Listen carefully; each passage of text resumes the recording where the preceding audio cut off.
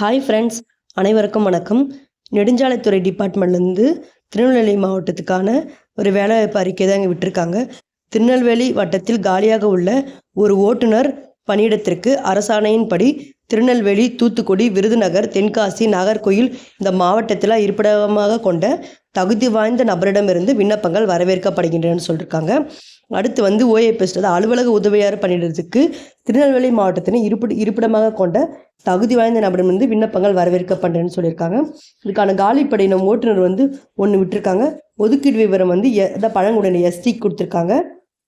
அவங்க கல்வி தகுதி எப்படி இருக்கணும்னா 8ஆம் வகுப்பு தேர்ச்சி பெற்றிருக்கணும். வயசு பார்த்தா 1/7/2025 அன்று 18 வயசுலேருந்து 35 வயசுக்குள்ளே இருக்கணும்னு சொல்லியிருக்காங்க.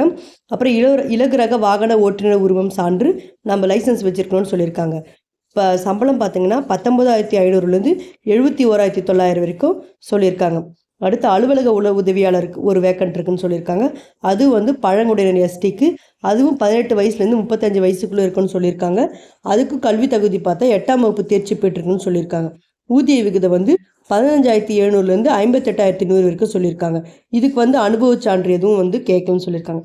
இதுக்கான நிபந்தனைகள் பார்த்தா, விண்ணப்பிக்க விரும்பும் நபர்கள் தனித்தாளில் தங்களது பெயர், பிறந்த தேதி, வயது, கல்வி தகுதி, சாதி, இருப்பிட முகவரி மற்றும் பணி அனுபவம் போன்ற சுயவிவரங்களை குறிப்பிட்டு இருப்பிடச் சான்றிதழ் மற்றும் 2 அரசியல் பதிவு பெற்ற அலுவலரிடமிருந்து தனது தேதியில் பெறப்பட்ட நன்னடத்தை சான்றுகளோடு இணைத்து விண்ணப்பிக்க வேண்டும்.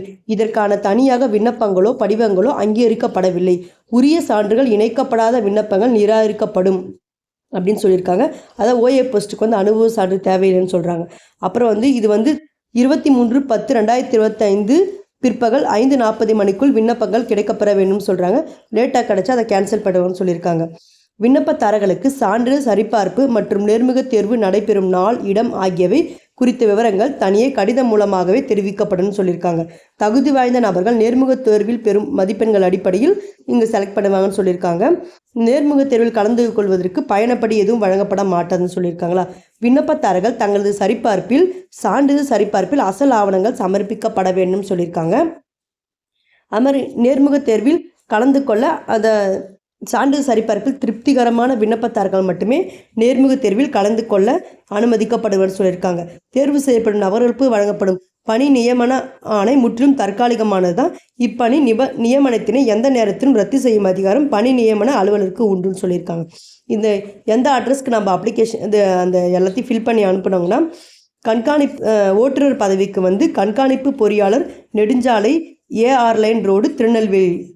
இது அலுவலக உதவியாளர் பதவிக்கு கோட்ட பொறியாளர், நெடுஞ்சாலை, ஏஆர் லைன் ரோடு, திருநெல்வேலி. இந்த அட்ரஸ்க்கு நாம் அனுப்பணும். திருநெல்வேலி டிஸ்ட்ரிக்ட் மக்கள் இந்த வாய்ப்பை பயன்படுத்திக்கங்க. தேங்க்யூ.